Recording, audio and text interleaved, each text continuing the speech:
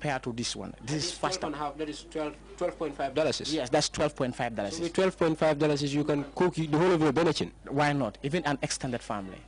For imported products, we stumble upon Breeze Air, a cooler that shrinks electricity bills by 80%. Imported from Australia and sold in the Gambia by Comfort Quality Service. The product is something most will find amazing.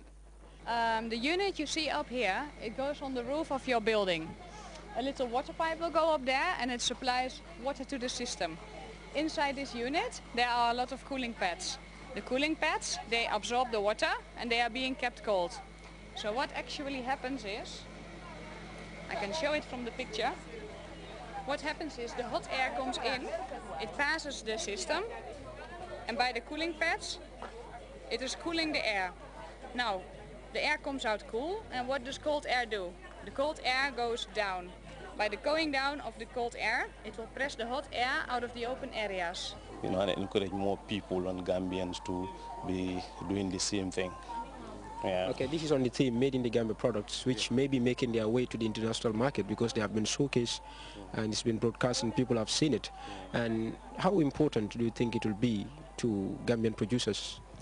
Well, I think it will help them to explore and show people what they can do and what we Gambians can do too. And then it will always to show the other neighboring countries we can do what they can do. This is so because it is assuming a lead role for businesses in the Gambia. The trade fair is one of the most important events on their calendar. Now that it is ending, what message do they have for the public? The message I have for the public is that those of the private sector who are not yet registered with us, they should all come and register and become members. This is the only way that we can be stronger, and as a united front, we will be able to advance the development of the private sector in the Gambia, because GCCI represents the private sector. It's been 12 days of business, and the Gambia Chamber of Commerce and Industry is calling on more in the private sector to join them. They believe that when everybody comes together, the ultimate objective of achieving a private sector-led economy is achievable.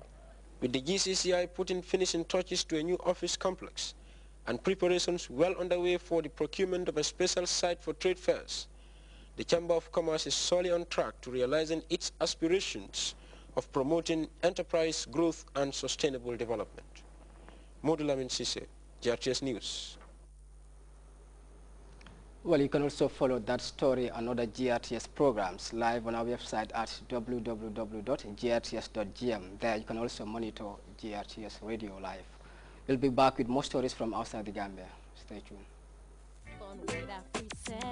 Play your favorite song to your callers with the AfriCell Fun Ring service. Ko ngal salamu ntelem Jalex aka Akuntu ngani soto na julol to AfriCell Fun Ring service.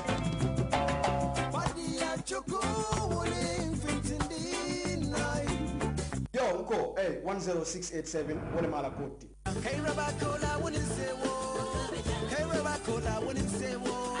Hey, Unko, Kayrabakola, when you say 11113, what am I koti?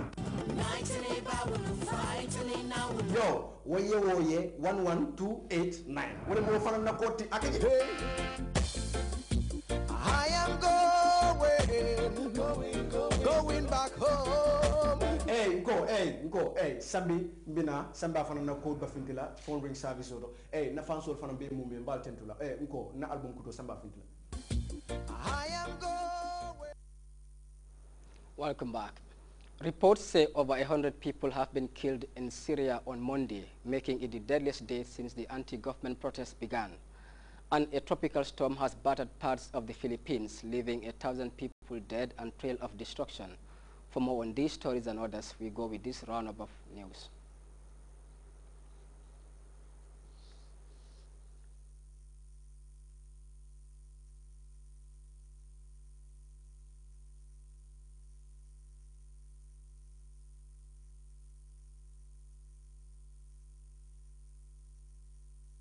Clashes with security forces.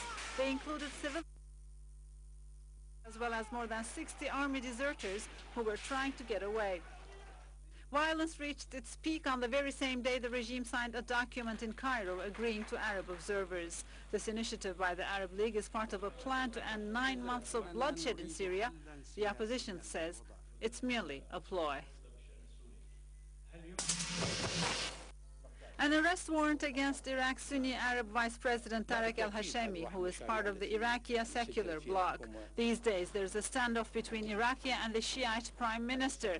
The arrest warrant came right after Iraq's public television network aired these pictures. According to the Interior Minister, the pictures show Hashemi's bodyguards confessing to terrorist attacks. The political crisis seems to be deepening in Iraq since the U.S. military pullout. Tropical storm Washi left 1,000 people dead or missing in the Philippines. The storm struck the south of the country over the weekend, a region normally spared by tropical storms. Entire villages and shanty towns were washed away. The residents were hit by flash floods in their sleep. More than 280,000 people fled their homes.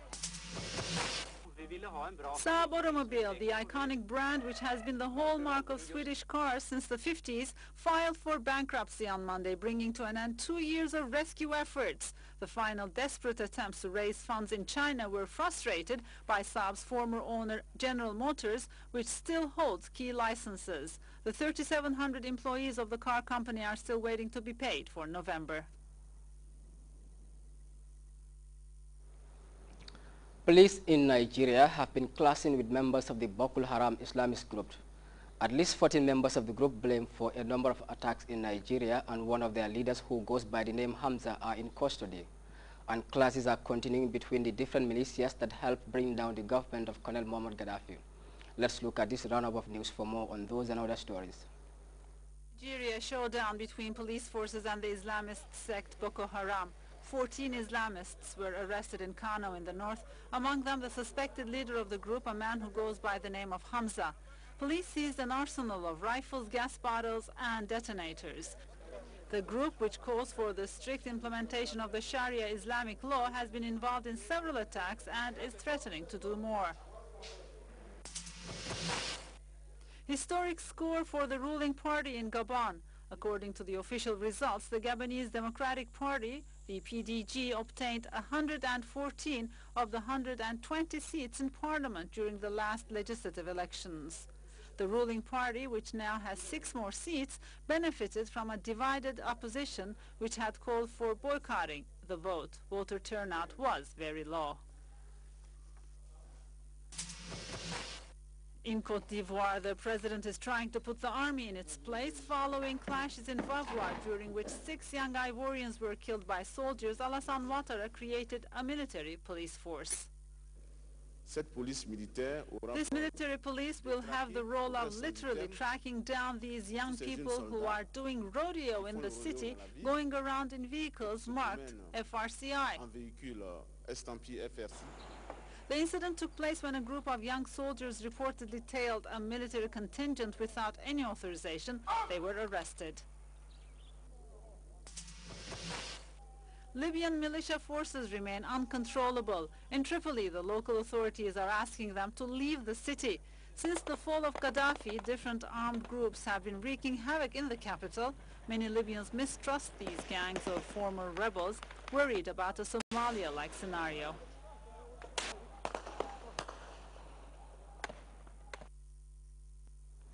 We're going for another short break. We'll be back soon.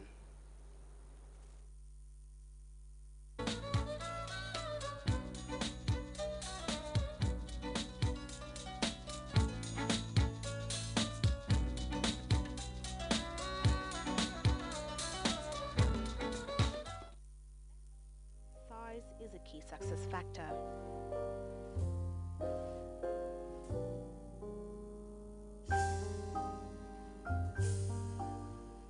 Zenith Bank, the biggest bank in West Africa, is expanding in the Gambia.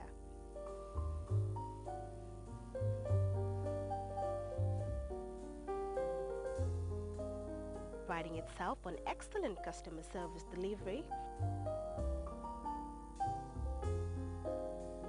Zenith Bank Gambia opens a new branch on number 9 Nelson Mandela Street in Banjul.